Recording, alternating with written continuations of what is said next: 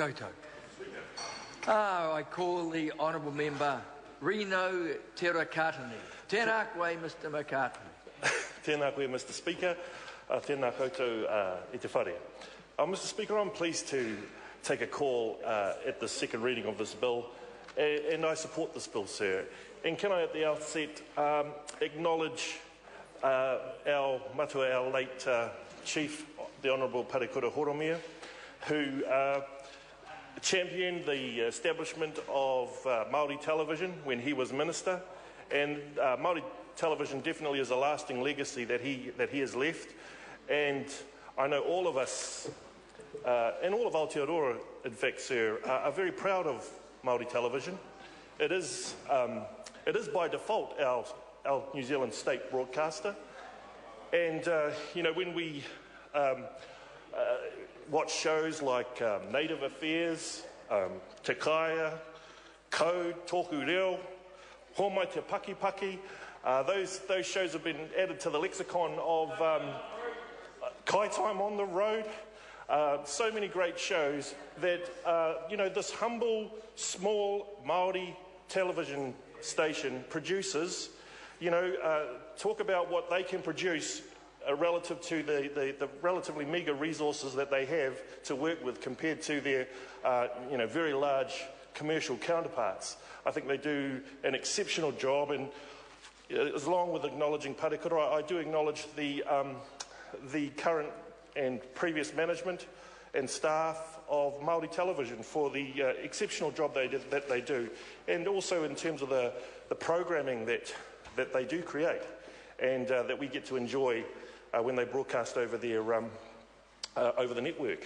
And so, sir, I support this bill, and I am very proud to be a member of the Maori Affairs Committee, and I do acknowledge my member from Nikki, from Christchurch Central, my colleague over there on the other side of the House, because we are like a whānau.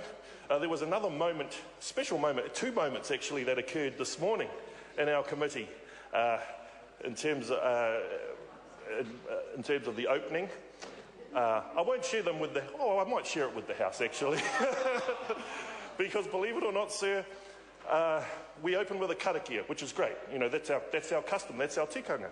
So we do open with a karakia, and we usually share the jobs around, but this time our dear tuahine over there volunteered to open for us.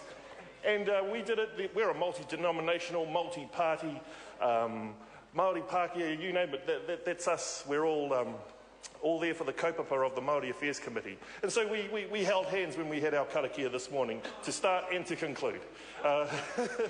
Absolutely. Nanaia was linked with Tau. We had that circle, we had that bond, the band of brothers and sisters going on as we kicked off our Māori Affairs, our important mahi that we do, sir. But in all seriousness, sir, it is special and important mahi that we do, and I'm pleased of the work that we did do at the committee level with the contribution from my colleague Claire, but also the contributions from everybody, because this is an important piece of legislation. It's been a long time in the making, sir.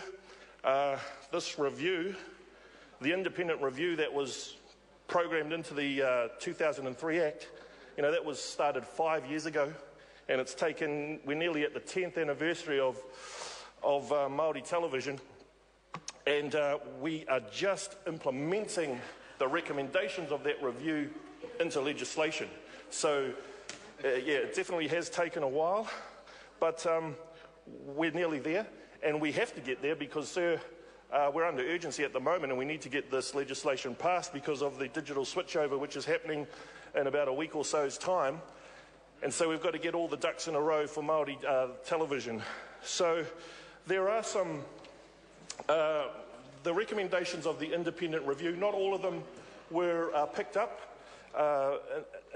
in the bill itself, but a fair amount of them have been, and I specifically refer to Section 8, the amendments there, which further refine the language and of that function, the function of the Māori television service, but also there is the main amendments in the bill, sir, concern the management rights to the spectrum, which are now vested in the Te Pūtahi Pāho. So, and that's a very interesting development because, you know, I would have thought that why couldn't those management rights have just been conferred onto Māori television service?